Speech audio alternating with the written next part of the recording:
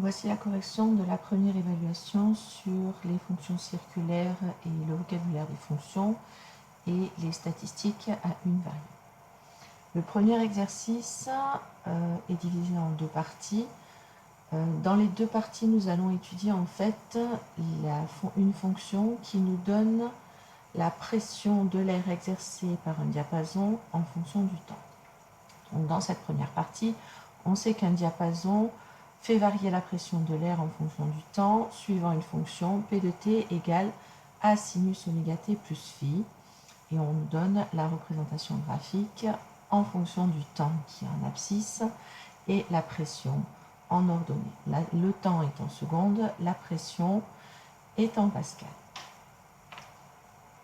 Pour la première question, on nous demande de relever des informations sur le graphique afin de calculer la valeur de A. Donc, pour pouvoir déterminer la valeur de A, on se sert graphiquement. On sait que A vaut valeur maximale moins valeur minimale, divisé par 2. Donc, il nous faut relever la valeur maximale et la valeur minimale. La valeur maximale, elle est ici. La valeur minimale, elle est ici. Ce qui nous donne comme résultat valeur maximale 2 moins valeur minimale moins 2 divisé par 2. 2 moins 2, ça fait 4. 4 sur 2, du coup, ce qui donne 2. Deuxième question, déterminer à l'aide du graphique la période de la fonction. La période nous est donnée lorsque le mouvement se répète. Donc, si je prends ici, voilà, jusqu'à la valeur maximale, j'ai le mouvement. Ce qui veut donc dire que la période est en fait cette longueur-là.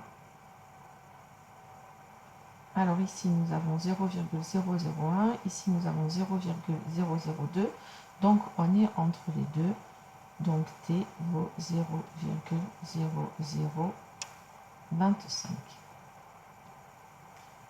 Donc t égale 0,0025, la période vaut 0,0025 secondes. J'ai oublié de faire une phrase ici pour donner l'amplitude. L'amplitude vaut 2 Pascal. Calculer la valeur de oméga. On sait d'après la leçon que oméga est égal à 2pi sur t, ce qui donne 2pi sur 0,0025. Donc, il faut faire le calcul. Avec la calculatrice, on ne prend pas la valeur pi, sinon on va avoir une valeur décimale. Si je calcule 2 divisé par 0,0025, je tombe sur 800, donc ça fait 800 pi. Donner l'expression P de t après avoir remplacé par les valeurs précédemment trouvées, on trouve que P de t égale 2. Alors, je ne me rappelle plus si c'est sinus ou cosinus. C'est sinus, donc 2 sinus de 800 pi plus phi. Il nous faut maintenant trouver la valeur de phi. Donc ici, je sais que P de t est égal à 2 sinus de 800t plus phi. On nous dit dans l'énoncé que la valeur phi se situe dans l'intervalle 0 pi. Pour déterminer la valeur de phi, je vais d'abord lire graphiquement la valeur de P de 0, par exemple. La valeur de P de 0, elle correspond à cette valeur-là.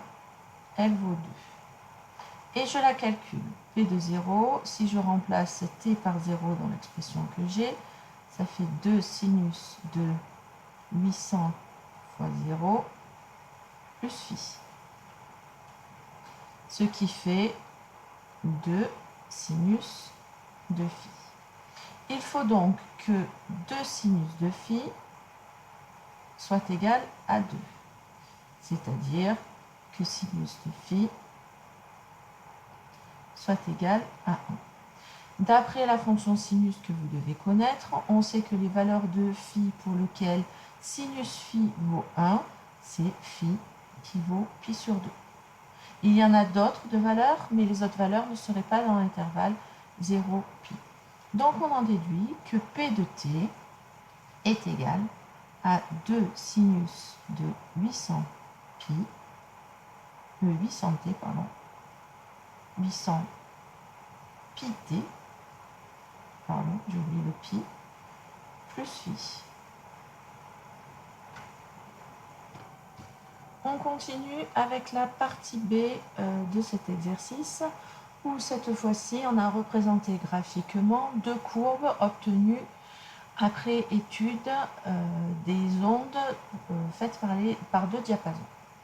Donc la première courbe, CF représente la fonction f, et la seconde représente un deuxième diapason, CG, qui représente la fonction G. Alors, seulement par lecture graphique et avec la précision permise, répondre aux questions suivantes. Quelle est l'image de 0,0001 par la fonction G? Donc la fonction G, on sait que c'est celle qui est en pointillé. Et si je cherche l'image de 0,001, ça veut dire que je me place en abscisse qui vaut 1, qui vaut cette valeur, ici. Et je vais lire graphiquement le point de la courbe qui a cette abscisse. On voit que c'est 1,5. Donc l'image de 0,01 par G est 1,5. Quelle est la pression au bout de 0,005 pour le premier diapason? On sait que le premier diapason est représenté par la fonction f. Donc, si je cherche la pression au bout de 0,005 secondes, je me place en 0,05 qui est ici, et je vais lire la valeur qui correspond pour le premier diapason, c'est-à-dire la courbe qui est en trait plein. Et donc, on constate que la pression est de environ 1 pascal.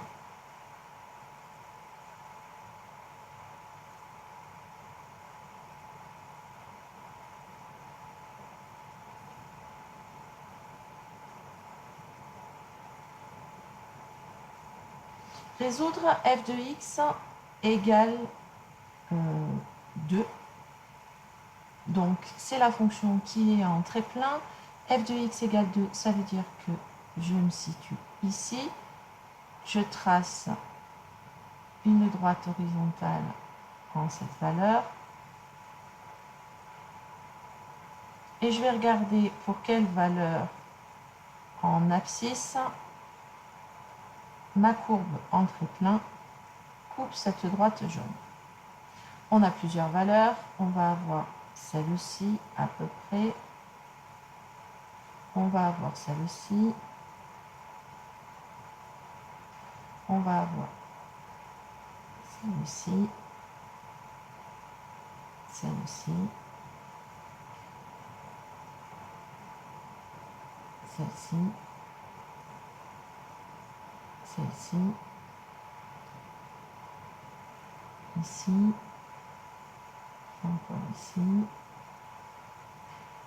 Là. Celle-là. Encore là. Encore celle-ci. Nous en avons plusieurs. Puisque la fonction est en fait périodique et qu'à chaque fois, elle coupe sur une période, elle coupe 2 fois notre droite. Désolée pour la précision. Donc, ça nous donne S égale. La première valeur, c'est moins 0, alors ici on a moins 0,01, là on a moins 0,011. C'est la première valeur. Ensuite, on a quasiment la moitié en fait entre moins 0,010 et moins 0,01, donc ça fait moins 0,0.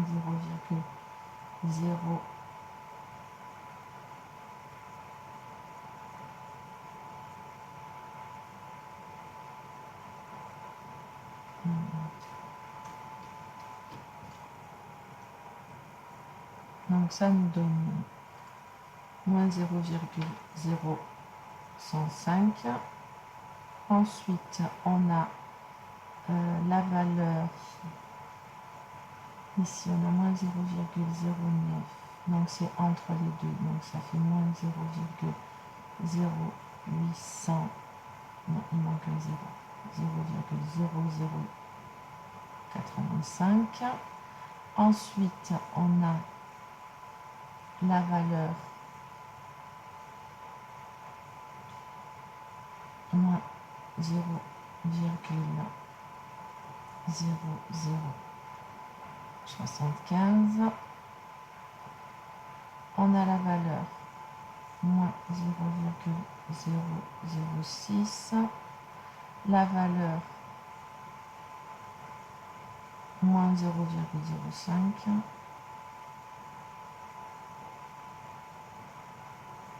La valeur moins 0,0035. La valeur moins 0,0025. Ensuite, on a la valeur moins 0,001. On a la valeur moins 0,0005. Puis la valeur 0,0015. La valeur 0,0025. La valeur 0,004. La valeur 0,005. La valeur 0,0065. La valeur 0,0075. La valeur 0,009. La valeur 0,01 et la valeur 0,0115. Voilà pour les solutions de l'équation f de x égale 2. Poursuivons avec la suite de la correction. Donc nous en sommes à cette page-là, la page 6. Donc déterminer 3 antécédents de moins 1,5 par la fonction g. Les antécédents de moins 1,5, il faut se placer sur l'axe des abscisses, non, sur l'axe des ordonnées, pardon, en moins 1,5, c'est-à-dire ici. Et c'est tout ce qui va couper cette droite-là que je dessine, et ce qui va couper la courbe en pointillé qui représente la fonction g. Donc vous voyez qu'il y en a plusieurs, il y en a 2, 4, 6, 8, 10, 12, 14. J'en demande simplement 3. Donc on a par exemple cette valeur-là. On a par exemple cette valeur-là.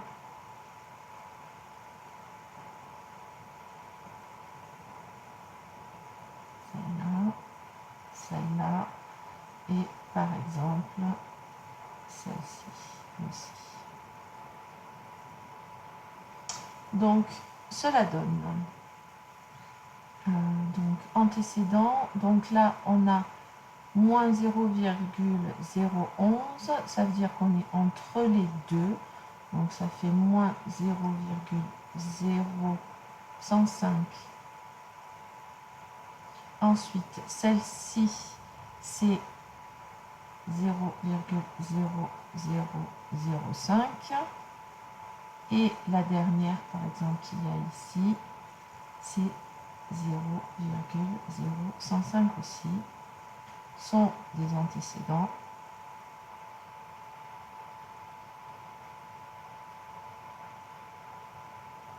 De moins 1,5 par G. Au bout de combien de temps les deux diapasons créent-ils une pression de l'air identique, c'est-à-dire les endroits où nos deux diapasons ont des courbes qui se croisent. Donc, ça veut dire ici, pour notre premier, on a une première valeur qui va se situer là. Ensuite, on va avoir une deuxième valeur qui va se situer ici. Ici, une troisième valeur, une quatrième valeur, une cinquième valeur, une sixième valeur, une septième ici. Donc, il faut regarder les valeurs pour lesquelles en abscisse, ça, on a ces points-là. Donc, au bout de combien de temps il crée une pression identique? Ben, on a au bout de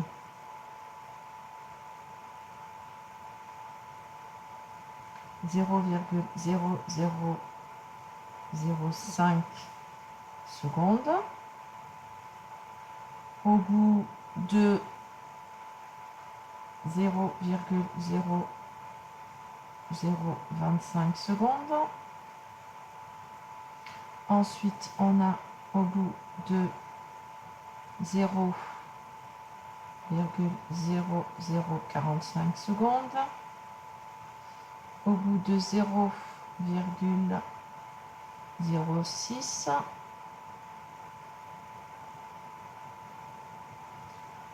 Au bout de 0,0075 secondes. Au bout de 0,09.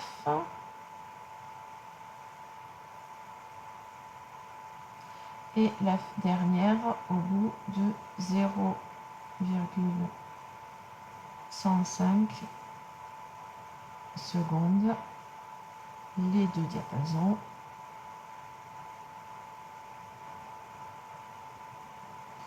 créent une pression de l'air identique.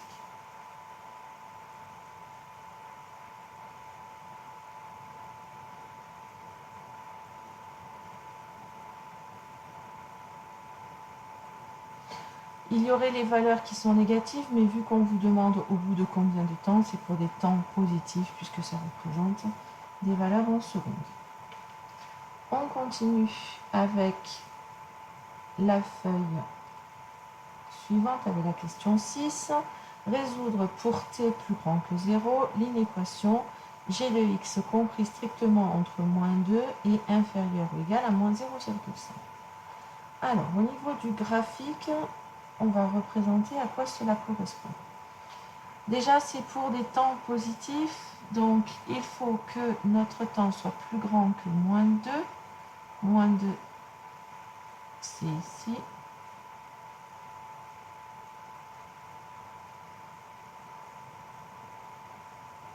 Et moins 0,05, c'est ici. Ça veut donc dire que ce qui nous intéresse, c'est des parties de la courbe qui se situent entre ces deux lignes. Ça veut donc dire qu'on est sur cette partie-là, ici, ici,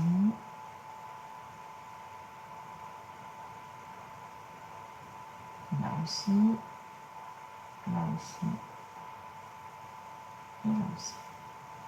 Donc, au niveau de l'intervalle, ça nous donne à peu près ici comme intervalle Ensuite, c'est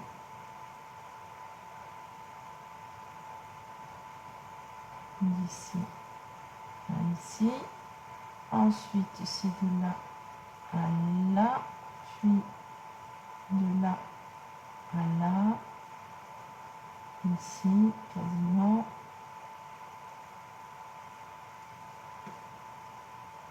Ici et ici. Donc, ce qui nous donne au niveau de l'intervalle S égale. Donc, les valeurs pour lesquelles ça vaut moins 2, on ne les prend pas. Donc, ça fait à peu près, donc, exclu. Le milieu, donc, ça fait 0,00025 jusqu'à 0,0005. Celle-ci, par contre, on la prend. Union, ensuite, c'est cette valeur-là. On va dire que c'est 0,0025 jusqu'à 0,003. Exclu. Union, on va dire à peu près 0,0035 jusqu'à 0,004 que l'on prend par contre. Ensuite de 0,006 à 0,0065 que l'on ne prend pas. Ensuite, on a encore union 0,007 à 0,0075 que l'on prend. Puis de 0,009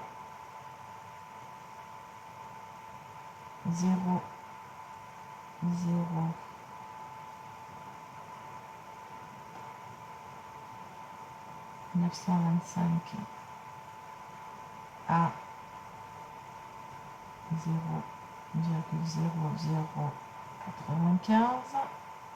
que l'on ne prend pas, et le dernier de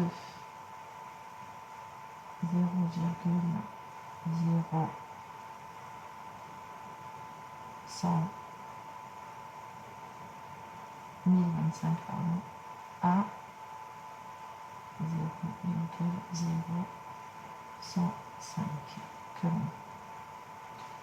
Voilà pour l'inéquation, la résolution de cette inéquation à l'aide du graphique.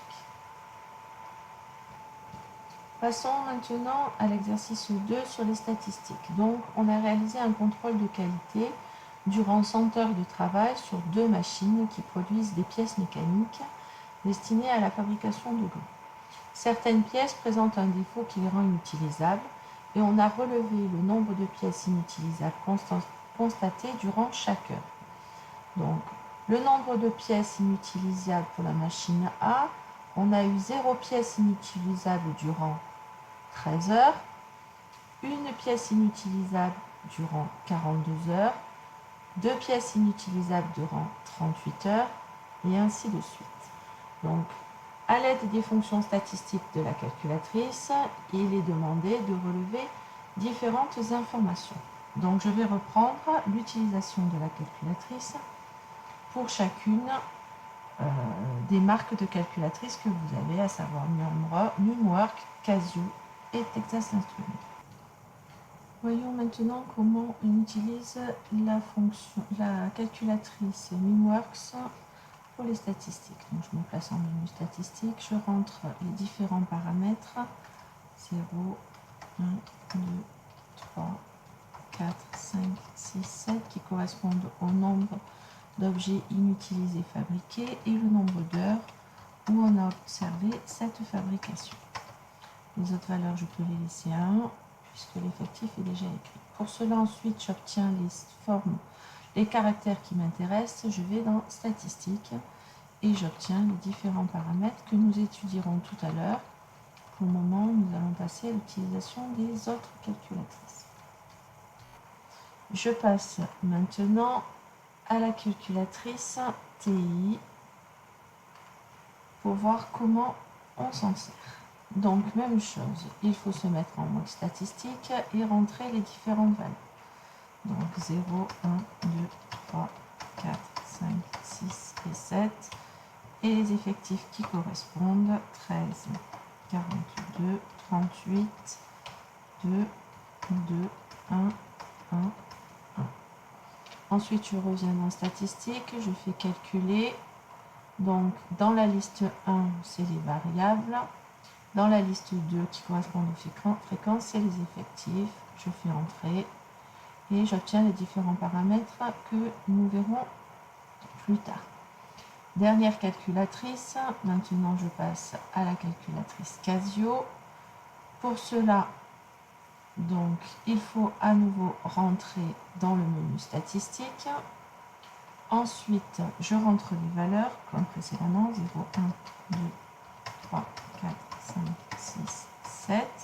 Les effectifs qui leur correspondent, 13, 42, 38, 2, 2, 1, 1 et 1. Ensuite, je vais dans le mode calcul, donc qui est en dessous de F2. Je vais d'abord faire des réglages. Les paramètres sont bien dans la liste 1, les fréquences sont dans la liste 2. Je reviens en arrière, je fais statistique à une variable et j'obtiens les paramètres qui nous intéressent et que nous allons voir maintenant dans le document. Donc, je reviens au document. Donc, si je reprends ce qui a été donné par la calculatrice Numworks, ce qui m'intéresse, c'est de tourner la valeur moyenne de pièces. Donc, si je regarde la valeur moyenne, elle me dit 1,5. Donc, le nombre moyen de pièces inutilisables, ça va être 1,5 pièces. Le nombre moyen de pièces inutilisables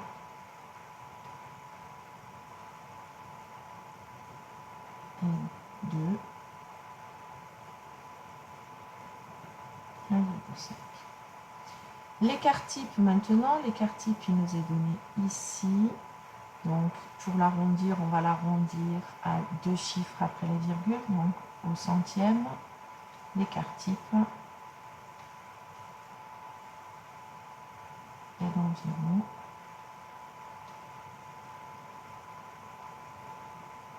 1,14 pièces inutilisables.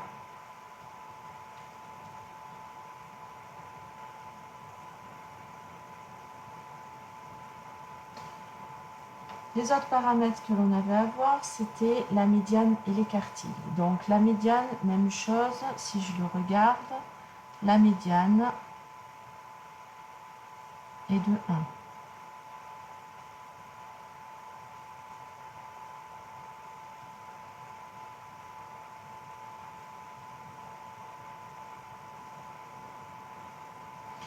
Le premier quartile est de 1 aussi.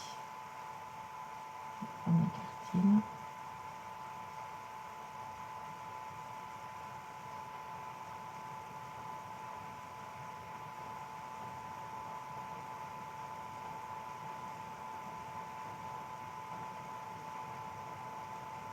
Et le troisième quartile, il est de 2.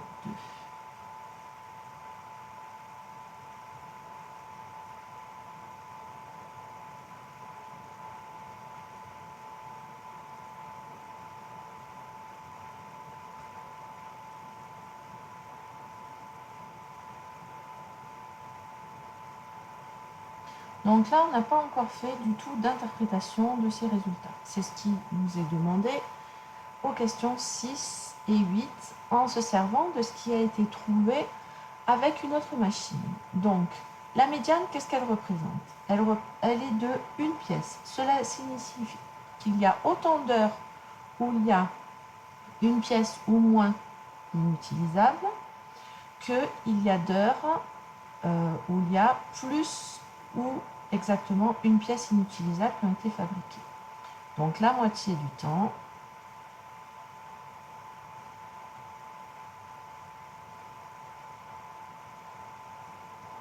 il y a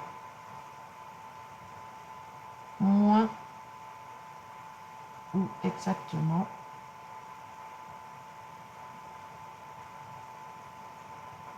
une pièce inutilisable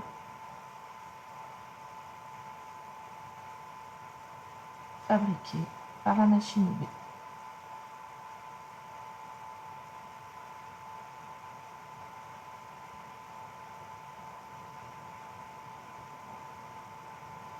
Pour ce qui est de la moyenne, elle est de 1,5. Cela signifie que durant les 100 heures où on a observé la fabrication de notre machine, il y aurait eu tout le temps 1,5 pièces qui auraient été inutilisables. Sur les 100 heures d'observation, si le nombre de pièces inutilisables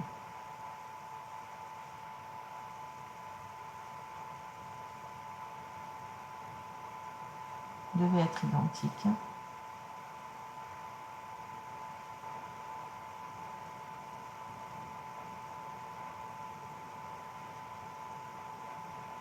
ce serait 1,5 pièces.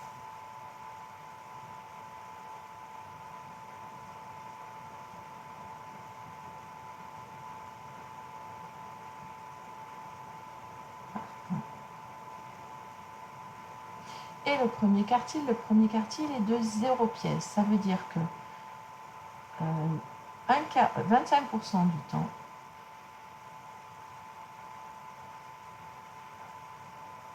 la machine B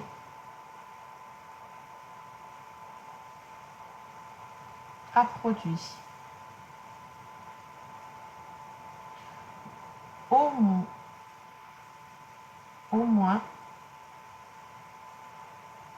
au plus, pardon,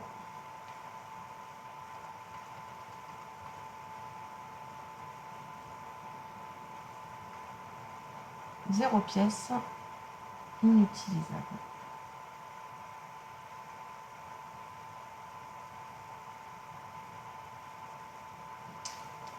Voilà pour la correction de ce contrôle. J'espère que cela vous aura aidé à comprendre vos erreurs et à mieux appréhender le chapitre. N'hésitez pas à me poser des questions en classe si vous avez besoin.